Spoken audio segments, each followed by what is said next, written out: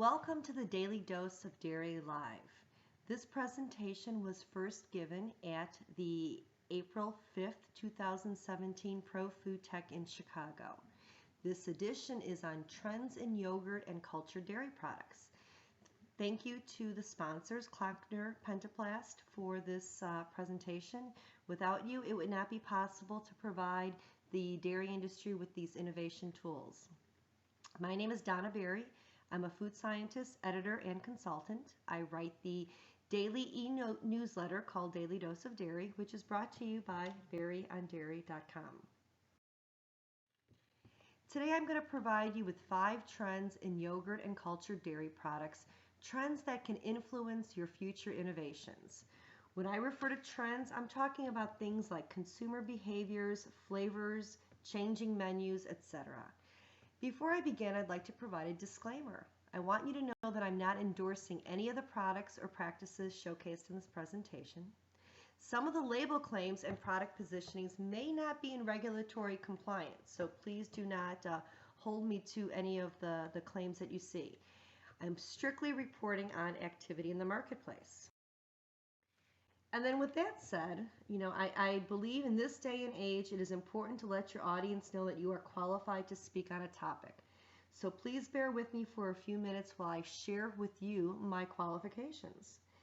So I was born almost 50 years ago to 42-year-old Francis and 45-year-old Michael, second generation Poles who grew up in the Great Depression. When I came home from the hospital, it was to an 18-year-old brother, a 17-year-old sister, and a 12-year-old sister. I am what you know as, back in the day, a Catholic oops. Now, though I had older siblings, I was pretty much raised like an only child by a blue-collar factory worker father and a mom who actually never graduated high school. We had a very urban life in a Chicago bungalow on the north side. But we did have relatives in rural Wisconsin, so I frequently got a taste of what farm life was like. Now go ahead and let's jump 5 years from my birth, and those older siblings fit every possible stereotype of a 1970s hippie, all the way down to the van with fur on the walls and hanging bead curtains.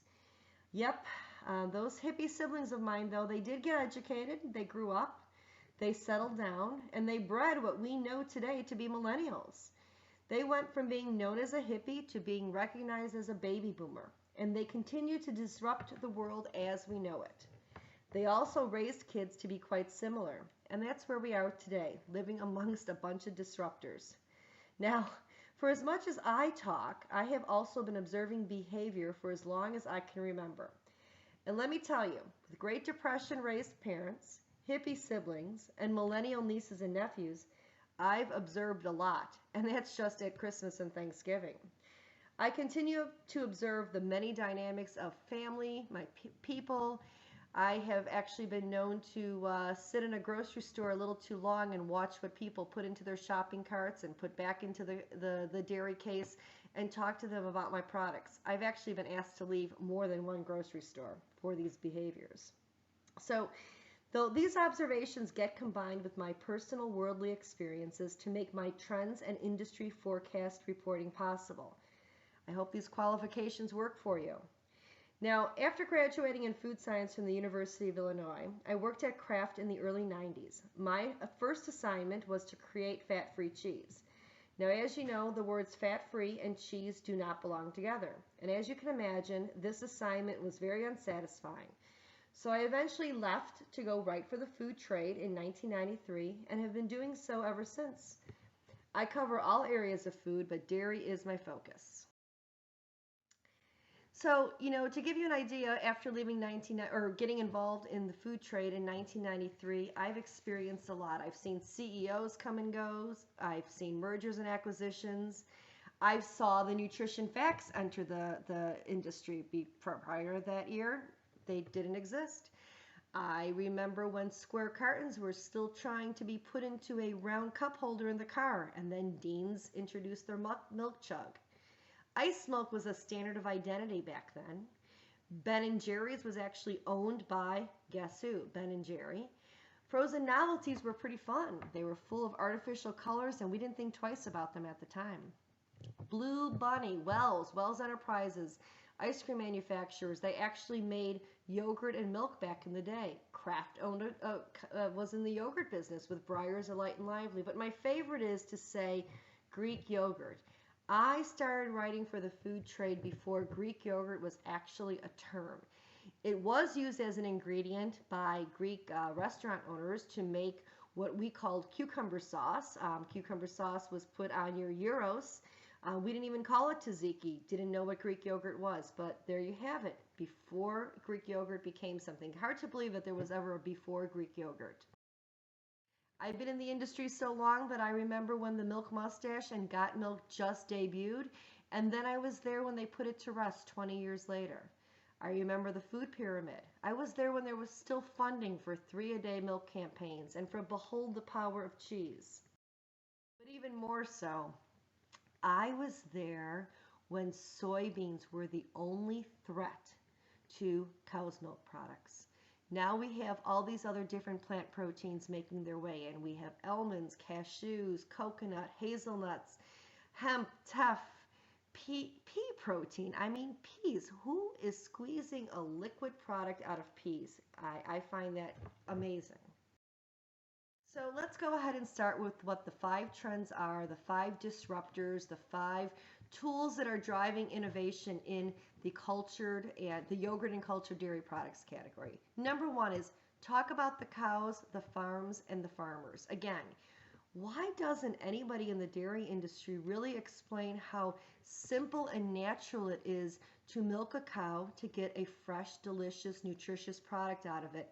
And how could it possibly be a simple process to squeeze a fluid out of something like an almond, a pea, a cashew? You get the picture, right? All right, so what's going on in this area of speaking about the farm? It's all about whole milk. There is no doubt in my mind either that this is going to stay. Why? Whole milk is delicious. We are right now in with consumers who are all about enjoying food once again for its deliciousness. Whole milk is exactly that. Here we see some products. Look, Tillamook, it used to be a low-fat milk product or yogurt. Now it's whole milk, and they call it good and creamy. Flagging on the labels, made with whole milk, authentically strained, custard style. Again, all deliciousness, all whole milk, which is satiating and good for you. But now we even take it to another level. We see brands doing whole milk plus. Here, the Greek Gods Seriously Indulgent Yogurt made its debut at Expo West in Anaheim this past March. This product is made with whole milk and topped off with cream. Then we have President's Choice with cream on top, so it's a non-homogenized yogurt where you have a layer of cream that you have to get through. And Siggy's Triple Cream Icelandic Style Strained Yogurt with 9% milk fat. Talk about indulgence, delicious, satiating, satisfying. And then, of course, talking more about that milk, there's products that are grass milk fed, no GMOs, organic, cream on top.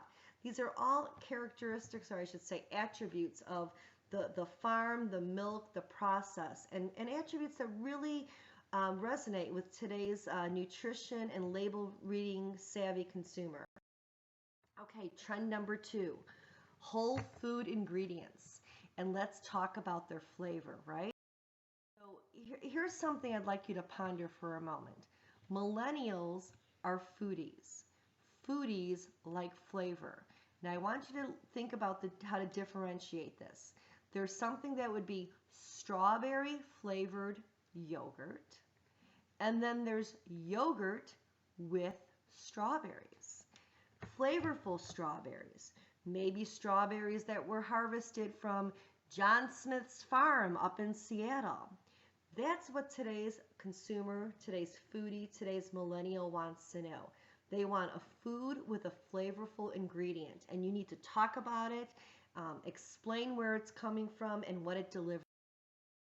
So let's look at this. This is General Mills's Liberté brand. Okay, many of these, by the way, these trends are going to overlap with each other. I mean, it's just, there's companies who are really manufacturing and producing, marketing really on trend, meeting the desires of today's consumers. So this Liberté product is whole milk yogurt, but look at how they are talking about the ingredient. It's not just pomegranate, it's California pomegranate. Not just mango, it's Ecuadorian. Same thing with coffee bean, Nicaraguan. Also, the two fruited products here are clear packages, and they're showing you the product inside, talking about the whole food ingredients. Wallaby, again, another whole milk yogurt with blueberries. Very different than blueberry flavored yogurt. Think of the power of those words. Yogurt with blueberries versus many of the products in the past, blueberry flavored yogurt. And what's really incredible about the ingredients in this product is purely unsweetened. The blueberries that are, this is a dual compartment product, so a compartment of whole milk Greek unflavored unsweetened yogurt on one side, and the other side is blueberries with no added sugar. It's truly blueberries picked at their peak of ripeness, so that no extra sweeteners are necessary. One of my favorite products here, Cascade Culture. Huge story behind it. I could probably talk about it for a half an hour, but look at everything it's all about. It's crafted for your health. Beautiful claim. Probiotic. Talk about calling out the ingredients on the front label. Probiotic rich, 8 varieties, billions of cultures, grass-fed, pasture-raised cow's milk, no refined sugars, fruit juice sweetened. Packaging actually that shows the fruit that's in it inside the product. Beautiful idea. Great marketing, and really, speaks to what today's consumer is looking for. This product just made its debut at Expo West in March. Elov yogurt. This is, you talk about piece identity, talk about calling out the ingredients. It's yogurt with aloe vera cubes. Now, this is not something that's new to the Asian market. In fact, this is being brought into the U.S. by Morinaga, which is a Japanese company. But again, it's something very new to the U.S., but talk about showing the real ingredients, the whole food, speaking it up. And yes, it's aloe plain, or aloe with real pieces of strawberry, or aloe with real blueberries. Noosa. Noosa, I think, has really surprised a lot of the players in the yogurt category. They have not followed any of the basics of what yogurt is. The container is different. It's a clear package, short, almost more like a dip or a sour cream or a cream cheese spread container.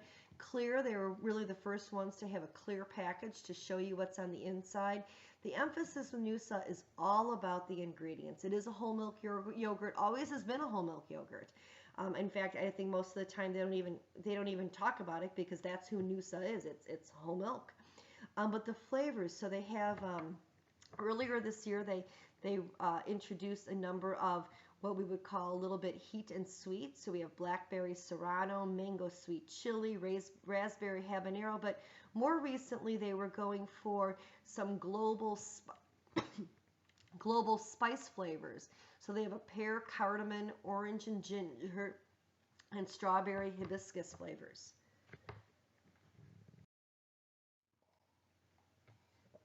This here is truly one of what I find to be one of the most innovative marketing efforts in a while in yogurt. So this is Corellis. It's actually a Greek dairy company making inroads into the U.S. It's Greek yogurt, and it's authentic Greek yogurt. And here's what's really interesting. It's made in upstate New York, where they actually petitioned the government to allow them to say that it's true Greek yogurt because it's made by Greeks. And they, as long as they have 2 Greek manufacturers on the premise while it's being made, they actually can say made by Greeks. The product has no added sugar. It's sweetened truly by having high quality premium fruits, which they import from Greece, as are the cultures imported from Greece. So this product is all about being an authentic, true Greek yogurt. It says eat like a Greek because it really is Greek yogurt. And then speaking to the ingredients a little bit more, Chobani has its Flip brand, the dual compartment, where they're putting really fun whole ingredients in the side piece to be added into the yogurt, the matrix. And again, focusing on those whole ingredients instead of just flavored pieces. And though this product here, which is a UK-based product by the retailer Waitrose, you're not seeing too much piece identity in here. It is a blended product, but they're calling out all of the ingredients inside these yogurts, and they are in clear containers, so you can see some, little pieces here and there. So, for example, there's a kiwi, avocado, and matcha tea yogurt. Pineapple, butternut, squash, and turmeric yogurt. And if you didn't need to know, turmeric is one of the hottest ingredients right now in the food and beverage industry. And here's an opportunity to get it into yogurt. Okay, trend number 3. Drinkables and squeezables. The time is right. So I gave you my background at the beginning, and one of the things that I'd like to say now that I can say, I've experienced over these 20 plus years of writing for the food trade, is I have seen drinkable yogurts come and go. It seems that every 5 years or so, the major dairies have a new marketing team in place. Everyone thinks drinkables is a great idea. Everybody rolls out with one at the same time. The industry is flooded with drinkable yogurts. It's too many for the consumer to handle. They don't know how to embrace it. So they all fail according to the big guys' numbers or margins that they want to meet, and they all get pulled. And then all of a sudden, 5 years later, we get some new marketing people, and they say, ooh, looks like there's an opportunity to get a drinkable out there. And the process just repeats itself. History has a way of doing that, right? So the good news is that it seems like the time is right for drinkable yogurts for once, finally. Part of that reason is that, and I'm going to talk a little bit more, I should say I'm going to wrap up with mentioning Generation Z, which is the group after millennials, those kids who are turning 18. This is the demographic that grew up with little Danimals drinkable yogurts, okay? It's been around for about 18 years, that product, and this is a consumer segment that has always known drinkable yogurt as part of their life. And so it's something that they're familiar with. They know that you can drink yogurt. Old fogies like me, it's a hard idea, something not readily embraced about drinking yogurt. For some reason, we think we need to have a spoon. But I'm getting used to it, and I'm sure that many others feel the same way. So nevertheless, I think the time is finally right with drinkable yogurts, especially if the formulations speak to what the consumer mindset is. Siggy's is rolling out here a whole milk drinkable yogurt with 5 simple ingredients. Oikos has the no sugar added drinkable yogurt. All of these products are really emphasizing the protein. Lala has their Greek yogurt smoothie, which has got 12 grams of protein made with real fruit. The Curb formulation is all about fighting hunger. It says it right on the label. This truly is one of my favorite brand new products. Dreaming Cow is the manufacturer. They actually are a grass-fed yogurt cup company based out of the Atlanta, Georgia area, and they're now entering the drinkable category. They're known for, again, grass-fed milk, 100% pasture-raised. But this drinkable product, what's really phenomenal about it is that very low in sugar, loaded with probiotics, loaded with protein, and each 12-ounce bottle contains 1 full serving of vegetables. But then they took it to the next level, and look at this incredible packaging. They identified a package. They did quite a few studies on this. They identified a package that they felt would be able to fit just as easily into the produce department near the fanciful dressings and the Bolt House brands and the cold pressed juices and some of the raw juices that are in the produce department at grocery stores. So this package fits in very well there, but it will also work equally in the yogurt case or in the grab-and-go section of retailers. So again, very on-trend product in so many ways.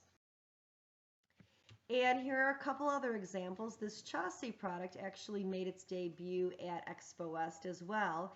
And it's not even in the market. It won't be until this summer. And it's an Indian-style spiced yogurt drink. What I find really impressive with this product is yogurt is the first ingredient, but the second or third ingredient actually happens to be coconut milk. And they're blending these two products together so that they're positioning the product not only as a satiating high protein beverage, but also as a hydration product with the coconut in there. So loaded with protein as well as really on trend with some interesting spice combinations. And again, we see this turmeric showing up here, the banana turmeric product. And there's cashew spice chai, blueberry cinnamon rose, and coconut honey ginger. Lifeway, their kefir line of drinkable products, they're adding, they have a ceremonial matcha one now made with green tea and vanilla. So not only are you getting the benefits of the kefir probiotic cultures, but also the antioxidants of matcha green tea.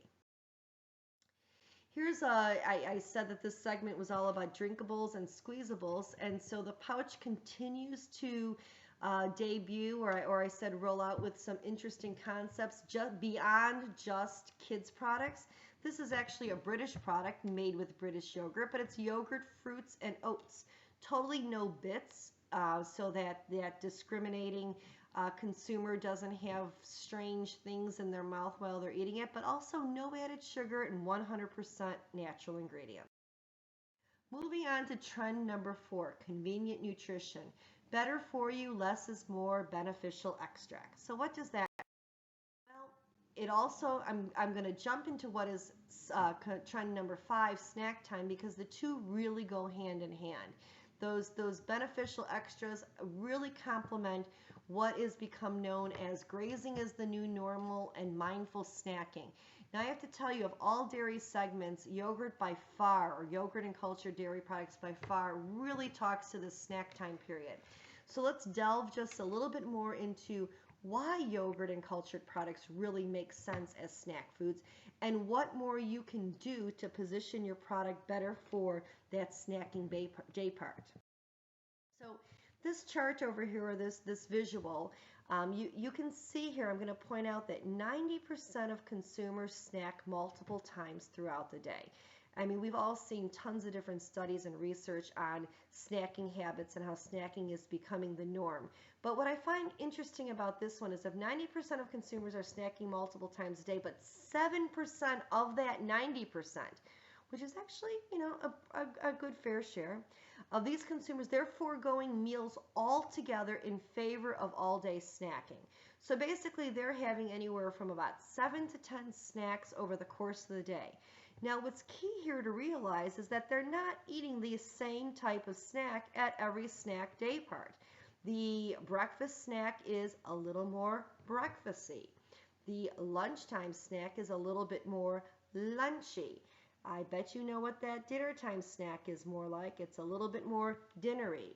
So how can we make yogurt and cultured dairy products meet that lunchy, breakfasty, dinnery attributes that the consumer? You know, here's a few more statistics.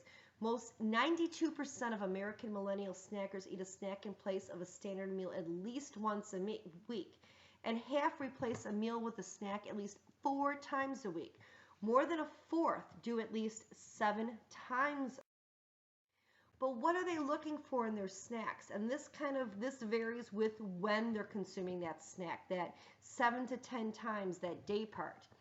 Millennials, here are just some of the attributes. You know, 78% of them say snacks keep them full between meals, which of course then this is not the 7 to 10 time a day snacker, but it keeps them full. It's an affordable way to replace meals. For some, it satisfies a craving. For others, it gets them energy. For some, it also relieves stress.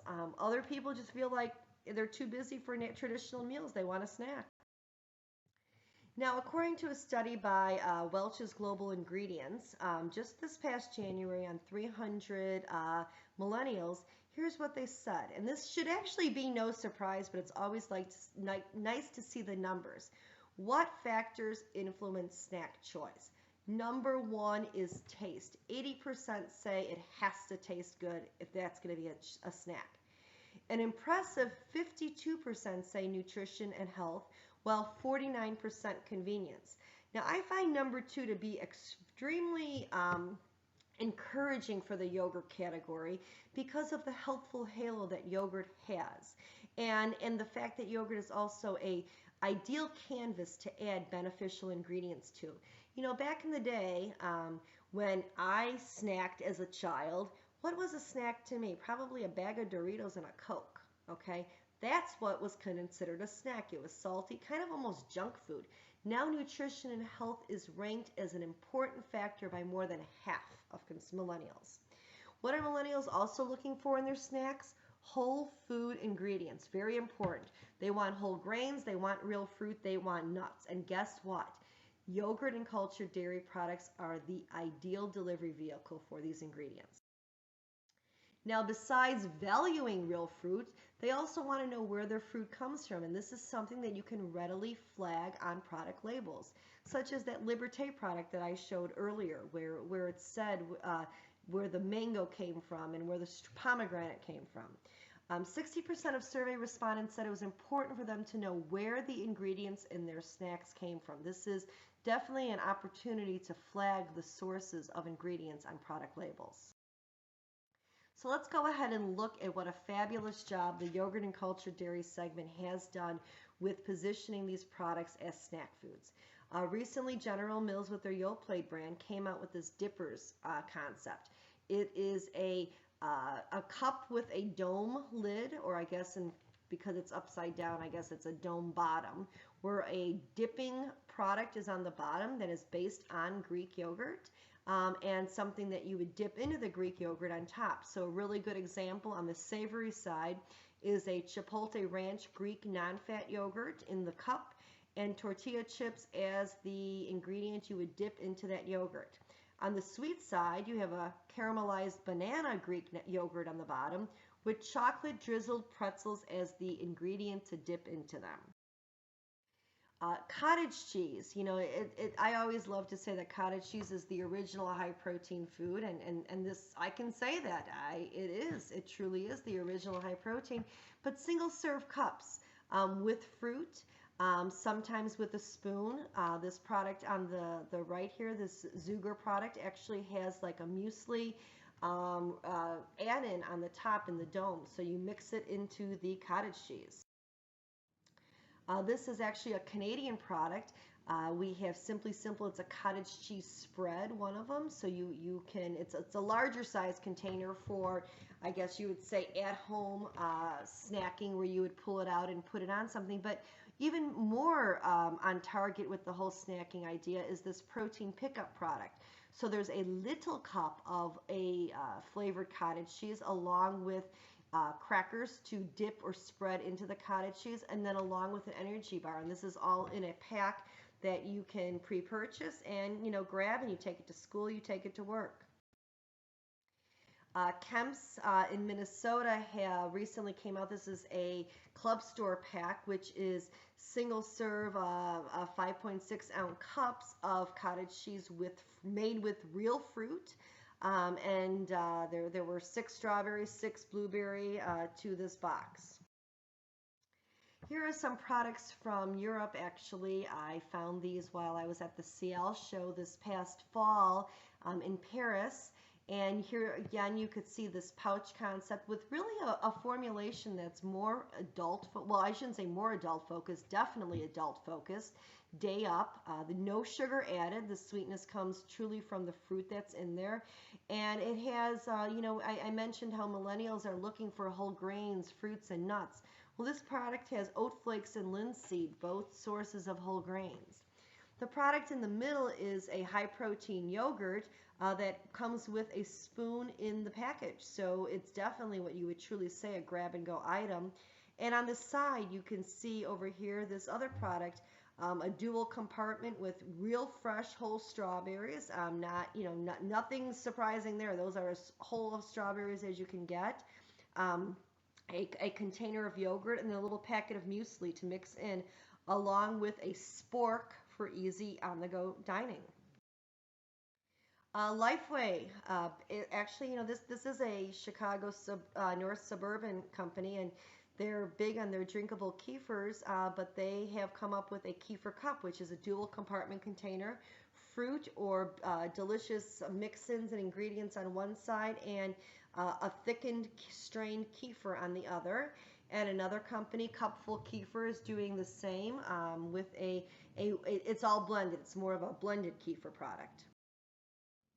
Yuli, I love this idea. This is farmer's cheese with fruit and also a spoon right in the cup for a grab and go concept. And then they've taken this farmer's cheese, thickened it up a little bit, and dipped it into chocolate and made it an on-the-go bar. And that is a refrigerated bar. It's required, but it's, again, both items are loaded with protein. And I love the tagline on the cup product. It says, a rich, creamy, satisfying alternative to yogurt.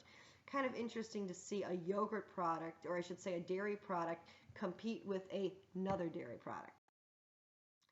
Oh, and I should say this doesn't necessarily fit this snacking trend, but I guess it does to a bit because it's a yogurt spread and dressing, but by Bolthouse. But I really like, this is the first time I've really seen a yogurt-based spread or dressing come into a more contemporary type bottle, and of course positioned in the produce department.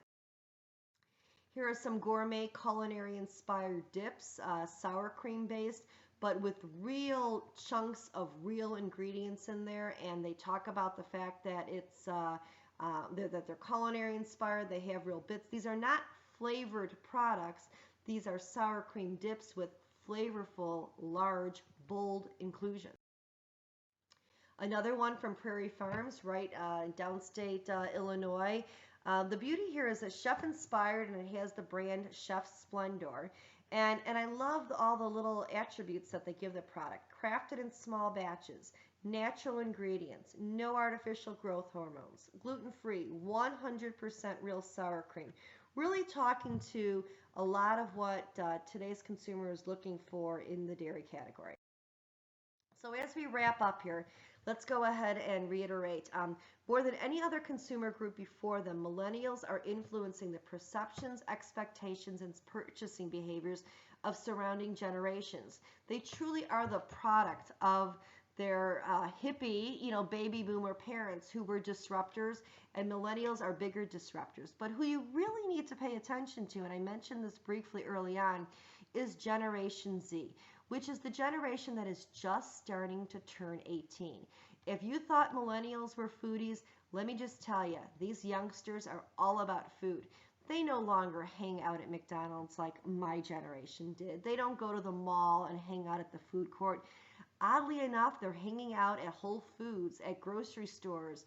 They're sitting in the cafe areas. They're grazing. They're buying multiple snacks over the course of 4 or 5 hours on a Friday night there. So this is the powerful foodie demographic that you need to know more of. We don't know a lot about them just yet, other than the fact that they're going to demand the best of the best. What are the takeaways here from today? Let's go ahead. Number 1 is talk about the cows, the milk, and the cream. Number 2, highlight the whole food ingredients. Number 3, drinkables and squeezables, the time is right. Number 4, high quality protein, less sugar, total nutrition. Very important attributes for today's yogurt and cultured dairy products. And finally, snackify yogurt and cultured dairy products. We're doing a good job of it. We can do better. So thank you very much for joining me. Once again, thank you to Klockner Penoplast for sponsoring this presentation. I appreciate your listening, and I wish you the best in your future innovation endeavors. Thank you.